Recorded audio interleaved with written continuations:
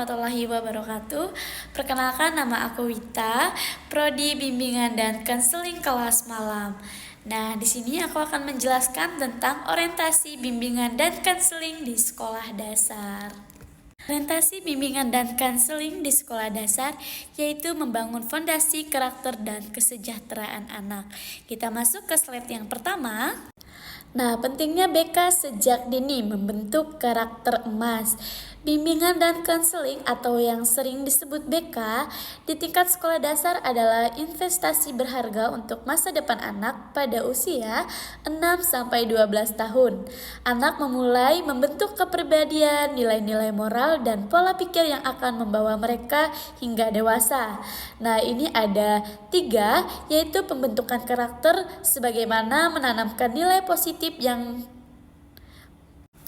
Slide pertama adalah pentingnya BK sejak dini membentuk karakter emas. Nah, buat teman-teman, bimbingan dan konseling atau yang sering kita sebut BK di tingkat sekolah dasar adalah investasi berharga untuk masa depan anak pada usia 6 tahun sampai 12 tahun. Anak mulai membentuk kepribadian, nilai-nilai moral, dan pola pikir yang akan membawa mereka hingga dewasa. Ada 3, yaitu pembentukan karakter, kesehatan mental, dan prestasi akademik. Nah, untuk pembentukan karakter sendiri yaitu menanamkan nilai-nilai positif dan etika sejak dini kepada anak. Kesehatan mental mencegah masalah emosional dan psikologis. Dan yang terakhir adalah prestasi akademik, yaitu kita mendukung motivasi dan kepercayaan diri dalam belajar. Apa itu BK di sekolah dasar? Apakah lebih dari sekedar pembimbing? Nah, definisi BK yaitu bimbingan dan konseling adalah layanan profesional yang membantu untuk anak mengidentifikasi potensi diri seperti wawancara, portofolio, AKET atau kuesioner yang mana bisa meliputi minat dan bakat akademik, minat dan bakat seni, minat dan bakat olahraga, dan juga keterampilan sosial, mengatasi hambatan seperti hambatan akademik, hambatan sosial, hambatan emosional, ataupun hambatan perilaku. Nah, mengembangkan keterampilan hidup yang sehat dan produktif, yang mana produktif sendiri yaitu menunjuk kepada kemampuan untuk menghasilkan sesuatu yang bernilai efektif untuk mencapai hasil yang maksimal. Nah, cakupan layanannya adalah bimbingan pribadi dan sosial, bimbingan akademik, bimbingan karir awal, dan konseling individual dan kelompok. Kita masuk ke slide berikutnya. Apa sih peran guru BK? Sahabat dan pembimbing anak. Di sini ada 4 ya. Yang pertama adalah pendengar aktif, fasilitator pembelajaran, jembatan komunikasi, dan advokat anak. Di mana pendengar yang aktif itu adalah mendengarkan keluh kesah dan kekhawatiran anak dengan empati dan tanpa penilaian. Yang kedua, fasilitator pembelajaran yaitu membantu anak belajar keterampilan sosial, emosional, dan akademik yang penting. Dan yang ketiga adalah jembatan komunikasi, di mana menghubungkan anak, orang tua, dan guru untuk kolaborasi yang efektif. Dan yang ketiga adalah advokat anak, yaitu mengupayakan kepentingan terbaik dan perlindungan bagi setiap anak.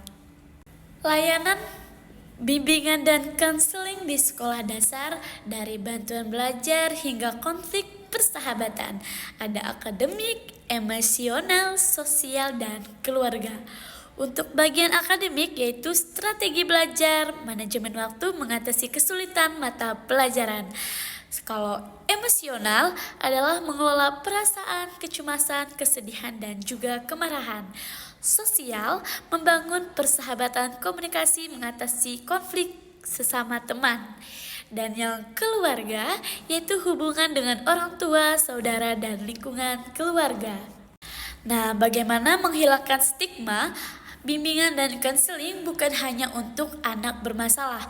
Jadi, walaupun Anda siswa yang berprestasi, Anda juga bisa membutuhkan bimbingan dan konseling, bukan hanya anak-anak yang bermasalah saja.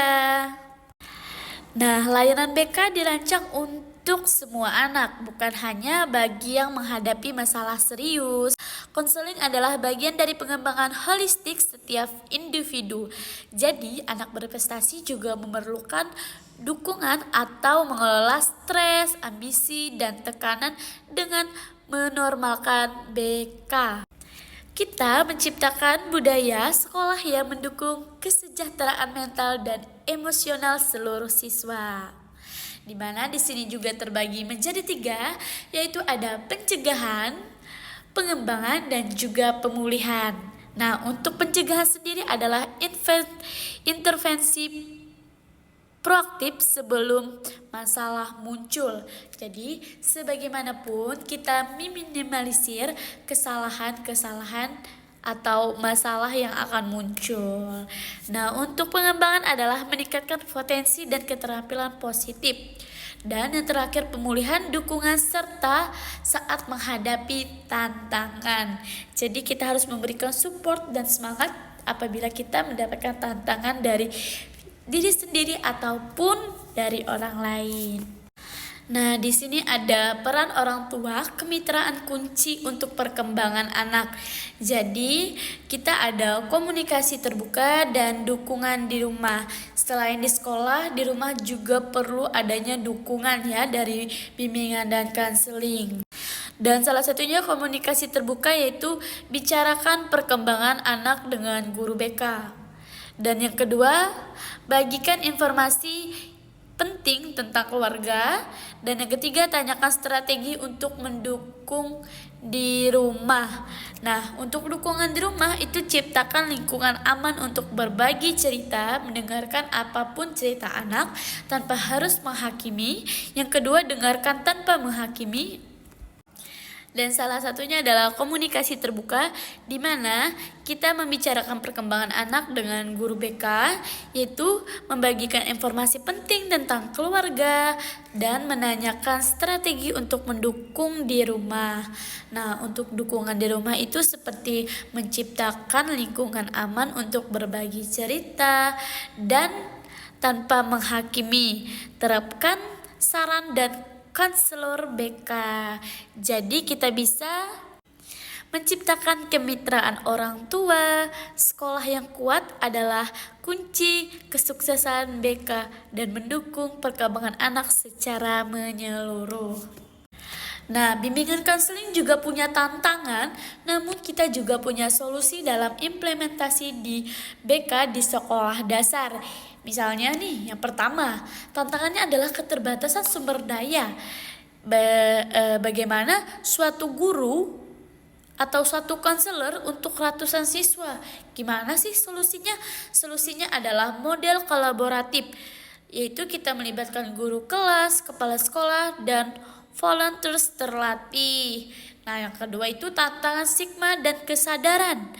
Seperti masyarakat yang belum memahami pentingnya bimbingan dan konseling.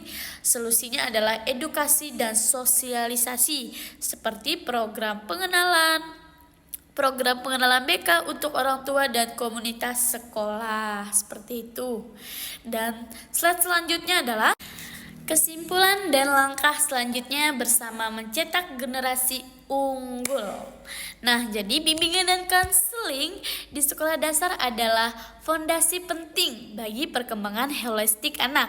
Dengan dukungan guru BK, kolaborasi orang tua, dan komitmen sekolah, kita dapat menciptakan lingkungan yang mendukung kesejahteraan mental, emosional, dan akademik setiap siswa. Jadi kita mempunyai komitmen sekolah, yaitu menyediakan layanan BK yang berkualitas, didukungan orang tua, bermitra aktif dalam perkembangan anak, dan yang terakhir adalah kesadaran masyarakat memahami dan menghargai peran BK ataupun bimbingan dan konseling. Sekian materi yang dapat saya sampaikan, semoga bermanfaat dan dapat dicerna dengan baik. Nah, bagi teman-teman yang mau memberikan kritik dan juga saran ataupun komentar, jangan lupa ya, tulis di kolom komentar di bawah. Sampai jumpa lagi. Assalamualaikum warahmatullahi wabarakatuh.